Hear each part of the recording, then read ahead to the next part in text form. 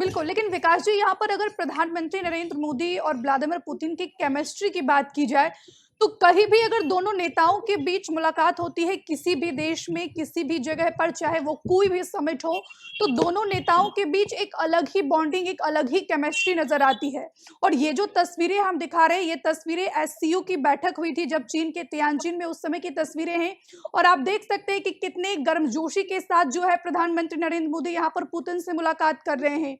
अगर मोदी और पुतिन की केमिस्ट्री पर अगर आप हमारे दर्शकों को विस्तार से समझाना चाहें। देखिए, ये दो देशों के बीच एक लंबे समय से रिश्ता रहा है। यूएसएसआर के जमाने से रिश्ता रहा है भारत के साथ। और इस रिश्ते को एक कहें कि फ्रेंडशिप भी है और एक ब्रदरहुडनेस भी है। और देखिए, वैसे भी जो वेस्टर्न पावर है वो रसिया को ईस्टर्न पावर मानती है, मतलब वो पूर्वी पावर मानती है, और इंडिया भी उसी ब्लॉक का हिस्सा है। और भारत की ये रणनीति रही है हमेशा से कि चाइना के खेमे में पूरी तरह से रूस को नहीं जाने देना है।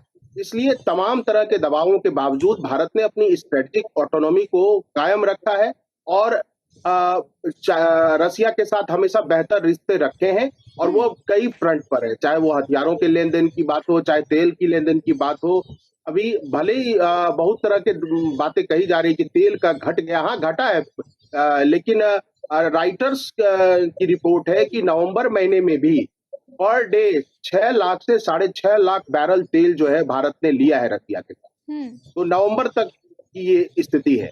तो मुझे नहीं लगता कि अमेरिका का कोई दबाव भारत बर्दाश्त करेगा, और करना भी नहीं चाहिए। और देखिए, इससे क्या होगा, पुतिन के विजिट से ये जा रहा है मैसेज, और अब अमेरिकन मीडिया सवाल उठाएगी डोनाल्ड ट्रंप पर कि आपने भारत को जो यूएस के तरफ थोड़ा टिल्ट हो रहा था उसको जानबूझ के फिर रसिया की तरफ धकेल दिया। अब वहां की जो मीडिया है, खास करके जो प्रो डेमोक्रेटिक पार्टी वाली मीडिया है, वो इस मुद्दे को जोर शोर से उठाएगी और एक नैरेटिव बनेगा अमेरिका में भी। तो वो एक बैलेंसिंग एक्ट होगा।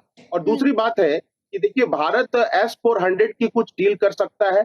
इसके अलावा 5th जनरेशन फाइटर जो Su-57 है, उसके हो सकता है कि कुछ स्क्वाड्रन ले ले, 2 स्क्वाड्रन। हालांकि कुछ दिनों बाद ये पता चलेगा। वैसे राफेल का भी जो 90 राफेल एफ फाइटर डील जो है लगभग जो है फ्रांस के साथ मूर्त रूप हो चुकी है, यानी साइन हो चुकी है। साइन नहीं हुई ऑफिशियली, लेकिन अमेरिकन ये फ्रांस की जो मिनिस्ट्री है, रक्षा मंत्रालय, उसने ये वेबसाइट पे अपने अपलोड किया और फिर उसको डिलीट कर दिया, ये डील को। तो इसका मतलब है कि जो भारत है वो कहते हैं कि एक पॉलिसी होती है कि जो अपने सभी अंडे जो है अलग अलग केग में डालना चाहिए। ये don't put all your eggs in one basket. तो भारत यूरोप के साथ भी बेहतर संबंध बना रहा है, अमेरिका के साथ तो बहुत बहुआयामी रिश्ता है। ठीक है, ट्रंप उसमें एक एंगल प्रदान कर रहे हैं, लेकिन आप देखिए, ट्रंप को भी ये बोलना पड़ा कि बिना भारतीय इंजीनियर्स के अमेरिका की इकोनॉमी चल नहीं पाएगी, अमेरिका का आईटी सेक्टर चल नहीं पाएगा। अभी एलन मस्क ने बोला है कि बिना इंडियन आईटी प्रोफेशनल के अमेरिका को सस्टेन करना मुश्किल होगा। तो भारत, देखिए, आप अमेरिका से अगर चाहते हैं अच्छे रिश्ते तो पोजीशन ऑफ स्ट्रेंथ से बात होती है। तो वो position of strength India show कर रहा है, वो सबको शो कर रहा है, वो चाइना को भी शो कर रहा है, यूएस को भी शो कर रहा है, यूरोप को भी शो कर रहा है। एक अगर बात कीजिए भारत की, तो भारत को नजरअंदाज करके मुझे लगता है कोई भी कंट्री हो, चाहे वो कितनी बड़ी महाशक्ति ही क्यों ना हो, वो इतने आसानी से सस्टेन नहीं कर पाएगी।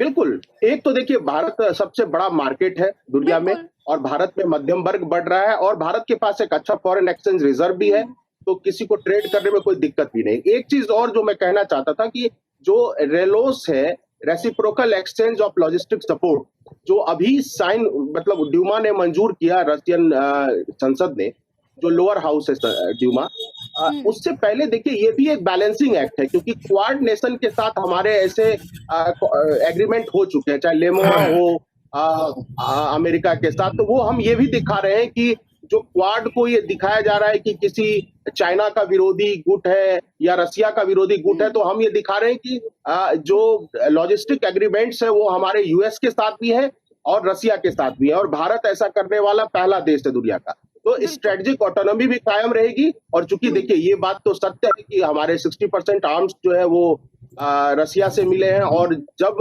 71 के वार में हम रसिया ने हमें सपोर्ट किया, तो एक ट्रेडिशनल फ्रेंडशिप है और ट्रस्टेड फ्रेंडशिप, तो उसको हम गवा नहीं सकते किसी के भी हाथों। चाहे ट्रंप हैं, आज हैं, कल नहीं होंगे, लेकिन भारत और रूस की दोस्ती हमेशा कायम रहेगी बिल्कुल। और एवरग्रीन फ्रेंडशिप, तो बिल्कुल, इसको हम भारत छोड़ और नहीं रूस की सकते। दोस्ती हमेशा कायम रहेगी।